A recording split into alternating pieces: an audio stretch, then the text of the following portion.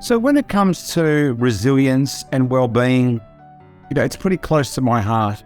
Within the vicinity of about 10 years ago, my life sort of spiraled into an area where I never thought I'd be, but it sort of turned things around for me.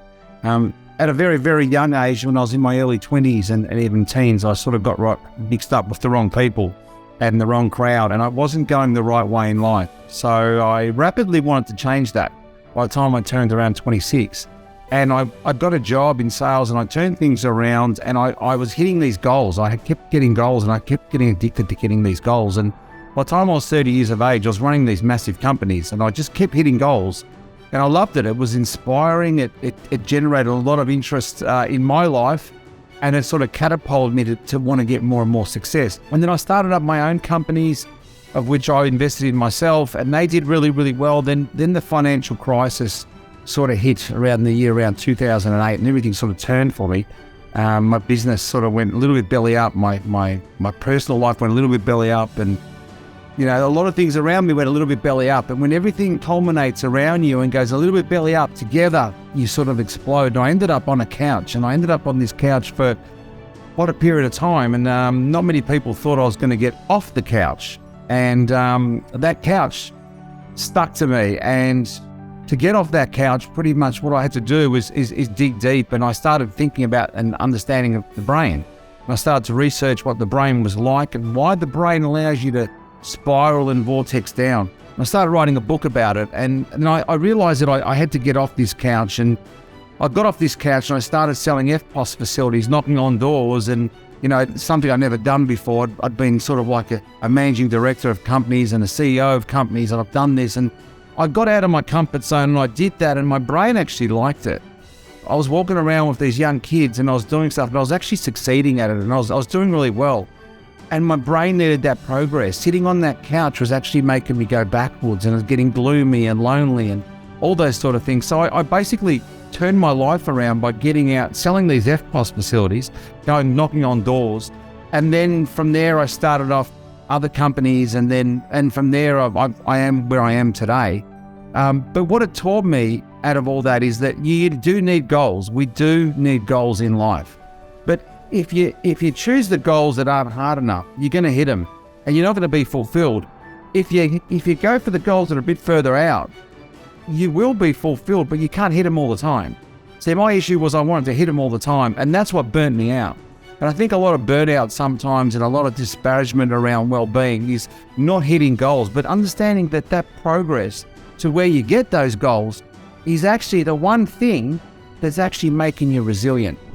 So being able to overcome your adversity and bounce back stronger is the key core to resilience. It's the one thing that people forget about. And, it's very important for a young person to understand that, because they're about to go through a whole life full of resistance and things that are fraught with danger and taking risks. When you go through this and when you understand this, what happens? You develop these other skills.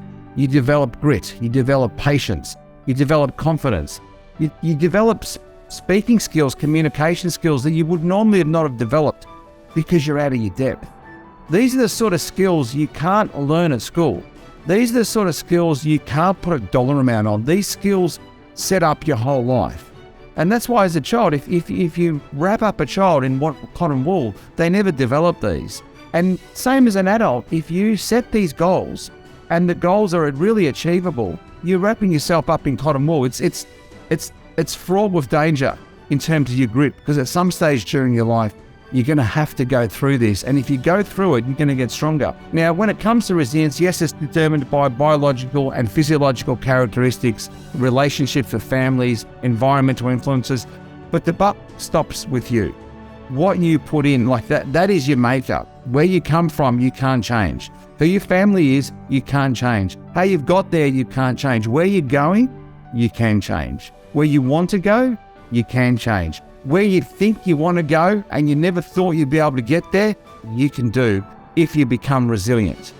And that's the secret to becoming resilient. It's showing up and keeping going. That's what resilience is. It's a muscle. It's one of those muscles that it takes a lot of pressure to build up. It's like going to the gym and trying to work the hardest muscle on your body. And you keep working it and keep working it and keep working it. And then one day guess what happens? You become strong in that area, or the muscle looks good in that area. All of a sudden, it hits you in the face. And when you look at resilience in the workplace, resilient employees are better to handle job stress, they're better to handle change, and they're more productive and they're happier. That's what we all want to be, happy. And resilient teams are better to collaborate with and problem solve. So they're better at coming together and staying together as a unit when you've got that resiliency. And if you've got one or two people on that team that are resilient, it starts to fester through. And it won't fester through quickly, but it will fester through. What's scary is when you have people that are procrastinating and they've got that defeatist attitude, that spreads like wildfire. So, having that one resilient person can help the next person. It's about embracing that and helping that person. So it's a more fulfilling and successful life when you embrace resilience. It's not easy, but life wasn't meant to be easy. If it was easy, we'd be dead, we'd be bored.